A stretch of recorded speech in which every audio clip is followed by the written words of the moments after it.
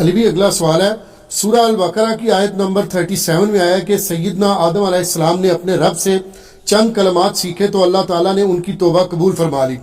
وہ کلمات کیا تھے تاکہ ہم بھی سیکھ لیں، سیکھ کر توبہ کر لیں؟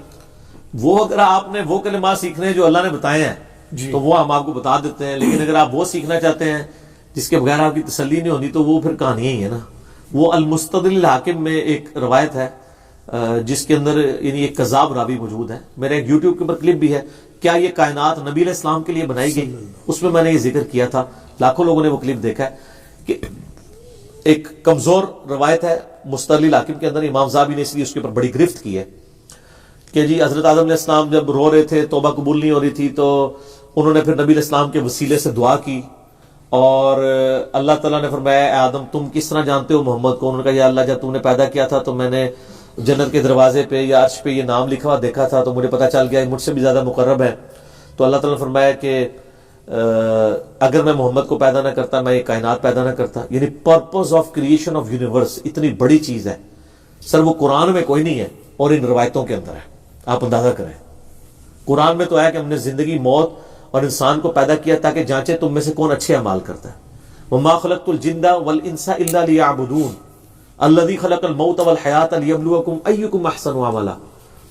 تو جو روایتیں قرآن سے ٹکرا رہی ہیں وہ اصول محدثین پہ بھی کمزور ہوتی ہیں، قرآن سے بھی ٹکرا رہی ہیں۔ تو قرآن میں قصہ آدم اور ابلیس 7 دفعہ کم از کم آیا ہے، اس میں سے ایک دفعہ سورہ بقرہ میں بھی ہے اور ایک دفعہ سورۃ البقرہ میں کے بعد سورۃ الاعراف کے اندر بھی آیا، اس کے بعد سورۃ الکہف کے اندر بھی آیا، سورہ بنی اسرائیل کے اندر بھی آیا، سورہ صاد کے اندر بھی آیا۔ سورۃ الاعراف کے اندر نا اللہ تعالیٰ نے وہ دعا بھی بتا دی، کلمات بھی، وہ سن لیں۔ قال ربنا ظلمنا انفسنا وان لم تغفر لنا وترحمنا لنكونن من الخاسرین۔ اے رب ہم نے اپنی جانوں پر ظلم کیا اور اگر تو نے ہمیں معاف نہ کیا اور ہم پر رحم نہ فرمایا تو ہم خسارہ پانے والوں میں سے ہو جائیں گے۔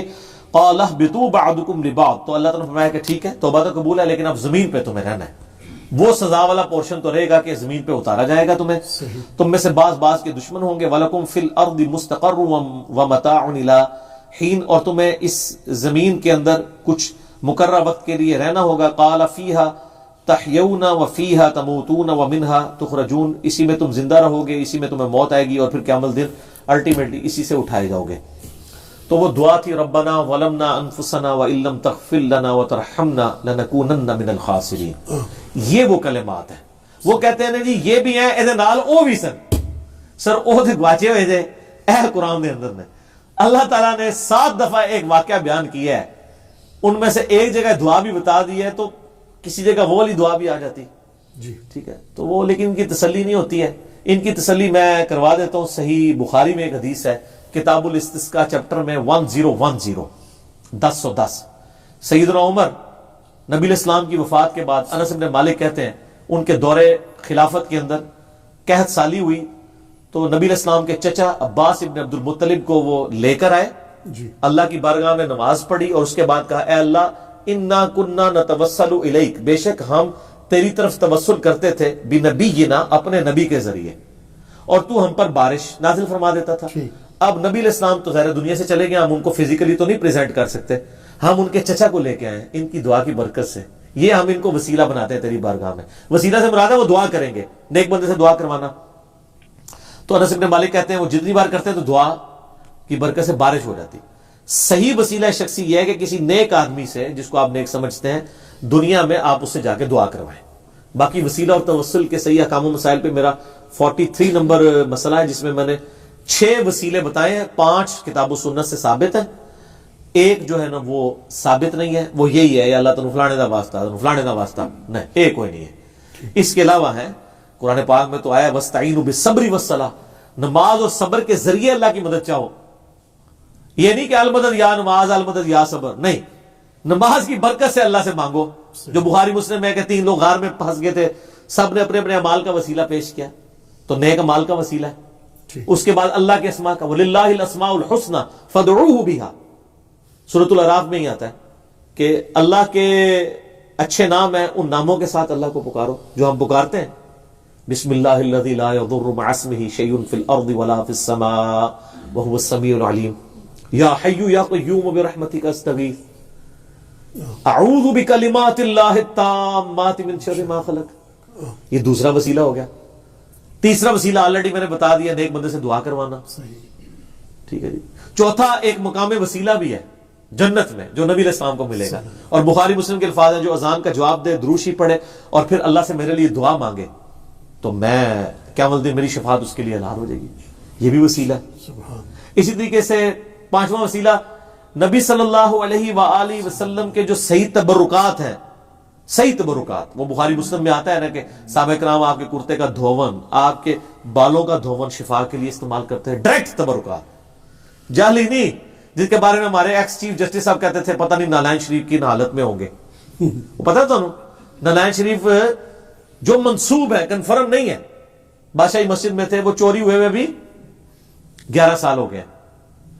وہ اون نہیں چوری ہوئے، اور سر اون اس نے چیف جسٹس نے آج خود نوٹس لیا. میں نے پوری خبر سنی ہے نا، ویڈیو پہ وہ بندہ آیا ہار پہنا ہوا نا، اور اس نے کہا کہ جی شکر ہے چیف جسٹس صاحب نے آج خود نوٹس لیا ہے. سر 10-11 سال ہو گئے ہیں. وہ یہ پٹیشنز لے کے چل رہا تھا، لیکن اس کو کوئی ظاہر ساری کہتے مٹی پاؤ مٹی پاؤ، تو چیف جسٹس نے یعنی اس کی خبر لی. وہ بہت پرانی بات ہے، ابھی نہیں چوری ہوئے، ورنہ تو وہ دوبارہ بھی خبر آتی نا، دوبارہ آئی کو خبر، ورنہ تو روزانہ ٹکر چل رہے ہوتے کہ ہاں جی انہیں بندے پھاڑ لینے. وہ 11 سال ہو گئے ہیں، اس نے صرف نوٹس لیا ہے. وہ بندہ کہہ رہا ہے میری بخشش اب اسی میں ہی ہو جانی ہے، اور چیف جسٹس صاحب نے بھی انہیں کہانی کراتی ہونی ہے کہ سر تہاڈی بھی بخشش اسی میں نہ ہو جانی ہے، تو نوٹس لے لیا. تو چیف جسٹس صاحب جیسا ایک پڑھا لکھا بندہ کہہ رہا ہے کہ میں پریشان ہوں، پتہ نہیں نالائن شریف کی سال میں ہوں گے. وہ جس نے بھی اٹھائے نا بے بدی کے لیے نہیں اٹھائے، ٹھیک ہے، اگر وہ ہے بھی تھے نبی اسلام کے. دوسرا وہ اس طرح کی زندہ چیز ہے جو کس حال میں ہوگی، کوئی بھوکا پیاسا کسی نے رکھا ہوگا. یعنی یہ ورڈک دیکھتے ہوئے بھی نہیں غور کرتے کہ یہ کیا الفاظ استعمال کر رہے ہیں. اور سر ادھر میں تھوڑی سی انجینئرنگ کروں، میں کسی کو تو کچھ نہیں کہتا، میں اپنے آپ کو ٹارگٹ کرتا ہوں کہ اگر میں اللہ کا ولی ہوں، میں غوث کتب اور ابدال ہوں، تو مجھ پہ اللہ کی لعنت ہے کہ نبی علیہ السلام کے نالائن شریف چوری ہو جائیں، اور میں تو جناب نگاہ مارتا ہوں تو ساتوں زمینوں کے نیچے دیکھ لیتا ہوں، اور نگاہ مار کے جناب وہ میں عرش بھی پڑھ لیتا ہوں اور لوح محفوظ بھی. تو میرے پہ اللہ کی لعنت ہے اگر میں نبی علیہ السلام کے نالائن شریف تلاش کر کے اس علم غیب کے ذریعے واپس لا کے میڈیا میں پیش کر کے پوری کی پوری قوم کو بریلوی اور بزرگوں کا ماننے والا نہ کر لوں. لعنت ہے کہ نہیں؟ میں کسی پہ نہیں کر رہا، میں اپنے پہ لگاتا ہوں کہ اگر میرے پاس یہ کچھ ہو. اور میری بزرگی پہ بھی لعنت ہے کہ میں اگر نگاہ مار کے یہ کچھ کر دیتا ہوں تو میں یوٹیوب سے نبی علیہ السلام کے اوپر جو گستاخانہ فلمیں چڑھی ہوئی ہیں میں ان کو ڈیلیٹ نہ کروا سکوں. تو لعنت ہے میری اس بزرگی کے اوپر. ٹھیک ہے، اگر آپ کے اللہ کیوں نہیں کرواتا؟ اللہ نہیں کروائے گا سر. اللہ نے تو حسین کا سر کٹتے ہوئے بھی دیکھا ہے، اللہ نے تو کعبے کے اوپر چڑھائی ہوتے بھی دیکھی ہے. دنیا اللہ نے رکھی ہے بقدر ایفرٹ. لیکن آپ کا دعویٰ ہے کہ آپ کے بابے یہ سب کچھ کرتے ہیں، تو دعویٰ چونکہ آپ کا ہے، اللہ کا تو دعویٰ ہی نہیں ہے. کس آیت میں لکھا ہے کہ بسم اللہ پڑھ کے ساکٹ میں 2 انگلیاں دو تو کرنٹ نہیں لگے گی؟ کوئی نہیں. دعاؤں کا بھی پتہ ہے آپ کو آیا ہے، اگر کوئی بسم اللہ الذی لا یضر پڑھ کے خود کوبرا سانپ کے آگے ہاتھ کرتا ہے نا، پھر وہ اس کے اوپر دعا ختم ہو جائے گی. وہ اپنے اوپر تقدیر خود غالب کروا رہا ہے. یہ اسی لیے اس میں الفاظ ہے ناگہانی آفت. ناگہانی کا مطلب سمجھے. اگر ایک بندہ کہتا ہے میں نے اعوذ بکلمات اللہ پڑھا اور میں جا کے بچھوؤں کی سرزمین میں جا کے چھلانگ مار دوں، ایسا تو نہیں ہوگا. وہ خود اپنے اوپر تقدیر غالب کروا رہا ہے. جو اپنے اوپر تقدیر خود غالب کرواتا ہے نا، پھر دعا والا اس سے سایہ اٹھ جاتا ہے. کیونکہ جب آپ خود مرنا چاہ رہے ہیں تو ٹھیک ہے مرو پھر. تو میں کہتا ہوں میری بزرگی کے اوپر لعنت ہے کہ میری بزرگی ہے، میں نگاہ مار کے یہ کرتا ہوں اور میں یوٹیوب سے ویڈیوز نہ ڈیلیٹ کروا سکوں نبی علیہ السلام کی. سر یہ اب آپ بھی ذرا سوچیں کہ آپ نے ان لوگوں کے بارے میں اتنا کچھ کلیم کیا ہوا ہے، یہ کہاں کے عاشق رسول ہیں اگر یہ ویڈیوز نہیں ڈیلیٹ کروا سک رہے؟ ہمیں تو اختیار ہوتا، ہم تو ایک نگاہ مار کے کرتے ہیں، ہم کہیں گے جی لعنت ہماری بزرگی کے اوپر. اور اس سے بھی بڑی بات میری بزرگی پہ لعنت ہے کہ اگر میں یہ کہتا ہوں کہ امام کعبہ اور مسجد نبوی کے امام جو ہیں یہ گستاخ رسول ہیں، نجدی ہیں، تو سر میرے اوپر لعنت ہے کہ میں روزانہ 5 دفعہ اسی کعبے کی طرف منہ کر کے نماز پڑھ رہا ہوں جہاں کے اوپر گستاخوں کا قبضہ ہے. میں نگاہ مار کے ان گستاخوں کو وہاں سے ہٹا کیوں نہیں دیتا؟ ہوں ہر چیز انجینئرنگ ہوئے گی. دوئے پاسے کے اندر نہیں. وہ جی دیکھیں شیخ عبد القادر جیلانی رحمۃ اللہ علیہ کا ایک مرید تھا، آپ کو وضو کروایا کرتا تھا. ایک بار اس نے لوٹے کی جو ٹوٹی ہے نا وہ قبلہ رخ نہیں رکھی. ایک کیڑا دین ہے، ایک کیڑی آیت ہے، کیڑی حدیث ہے کہ قبلہ رخ ٹوٹی رکھنی ہے لوٹے دی؟ دسو. تو وہ جناب ان کو اتنا جلا لایا, انہوں نے ایک نگاہ مار کے نا مرید کو جلا کر بھسم کر دیا. اچھا, اس کے بعد انہوں نے دوسری نگاہ لوٹے کی طرف ماری تو لوٹا پھر قبلہ رخ ہو گیا. ظاہر لوٹے نے تو اسی مرنا نا, لوٹے نے کہا منو ساڑھے لگے نے, لوٹا یعنی انہوں نے سیدھا کر دیا, ٹھیک ہے نا. اچھا میں یہ کہتا ہوں خدا دا میں پہلی نگاہ اگر لوٹے تے بچ جاندی مرید تے بچ جانا نا, کیونکہ مقصد تو اچیو ہو جانا تھا. سر یہ کہانی ہے, ٹوٹلی کہانی ہے. اب حالت یہ ہے کہ یہ سارے بڑے بڑے بزرگوں کے مزارات امریکہ کی بمباری میں عراق کے اندر ڈیمیج ہوئے ہیں, کوئی کچھ نہیں کر سکا. وہ بزرگ جن کی ڈیوٹیاں تھی راوی کے پل کو, جیلم کے پل کو, سیالکوٹ کے پل کو بچانے کی, ان بزرگوں کے مزارات کے اوپر آ کے دہشت گردوں نے بم پھاڑ دیے اور بزرگ کی حفاظت نہیں کر سکے. وہ بزرگ جن کی کراچی کی ذمہ داری تھی کہ وہ جناب سمندر کو اوپر نہیں چڑھنے دیتے تھے. اچھا سمندر میں نہیں چڑھنے دیتے, لیکن جدو بارش ہوتی ہے نا تو سارا گٹر کا پانی پورے کراچی کا پتہ سیوریج زیرو ہے, وہ نیچی جگہ ہے نا, سیوریج نہیں بزرگوں نے قابو آ رہا, سمندر روکیا, بڑا کام کیتے, چھوٹا کام ہونے کو ہو ہی نہیں رہا.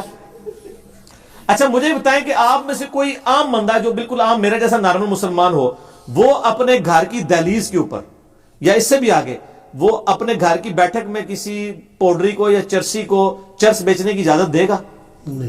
سر گناہگار سے گناہگار لوگ جو نماز بھی نہیں نہ پڑھتے, ان کے محلے میں بھی اگر کوئی اس طرح کے لوگ آ جانا ہو تو وہ مالک مکان کہتے ہیں کرایہ دار کڈو جی ساڈے بچے خراب ہون گے. تو تواڈے سارے بزرگاں دے مزارات دے اوتے جنہاں دی ڈیوٹیاں نے لوگاں دی آخرت بنانے دی, دنیا دی بربادی دا بھی سارا سامان اوتھے ہی وک رہا ہے. آپ ذرا وہ دیکھ لینا سریام پروگرام میں جو کیا نام ہے اس کا, اقرار الحسن مجاہد ہے, ورلڈ ہے, دیکھا جو کھڑے لوگ ہیں ان کو کھڑے لوگ پسند آتے ہیں, دلیر آدمی ہے. تو اس نے وہ سارا وہ کراچی والے مزار کا بھی کچا چٹا کھول دیا کہ ساری فیون یہ وہ. تو جن بزرگوں کے مزارات کے اوپر یہ چیزیں بک رہی ہیں وہ تو اپنے مزار کی ڈیوٹی نہیں صحیح طریقے سے کر رہے, انہوں نے سر باقی شہر کی ڈیوٹی کا سنبھالنی ہے. تو سر آپ بھی اپنی آنکھیں کھولیں, ہم کتنا اور آپ کا کریں, خدا کے لیے اللہ کی طرف لوٹ آئیں, اس کے نبی علیہ السلام کے مبارک قدموں کی طرف لوٹ آئیں.